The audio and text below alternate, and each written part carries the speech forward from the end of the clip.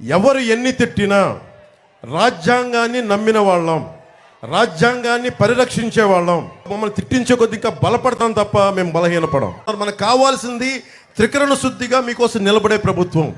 మేము మీకోసం నిలబడే వాళ్ళం, పదవుల కోసం ఆశించే వాళ్ళం కాదు.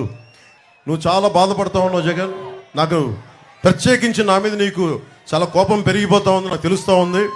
నీ కోపానికి కారణం నువ్వు ఓడిపోతున్నావు, నీకు బలంగా తెలుసు. మా ప్రభుత్వం వస్తుందని తెలుసు. వచ్చాక ఒక్కొక్క రౌడీ, వైసీపీ రౌడీ ఎమ్మెల్యే మాజీ ఎమ్మెల్యేలు అవుతారు. కాబట్టి ప్రజా సంపదను ఎలా దోచారు, మా జాతి మనకి ప్రకృతి వనరులను ఎలా దోచారు, మీ అందరినీ ప్రత్యేకించి మీకు శిక్ష పడేలా చేస్తామని మనస్ఫూర్తిగా తెలియజేసుకుంటూ, మీరు మనస్ఫూర్తిగా మీరు అండగా ఉంటున్నారు, నాకు తెలుసు ఆ సంగతి. కానీ భారీ మెజారిటీ కావాలి. జగన్ అనే వ్యక్తికి భయం వేయాలి.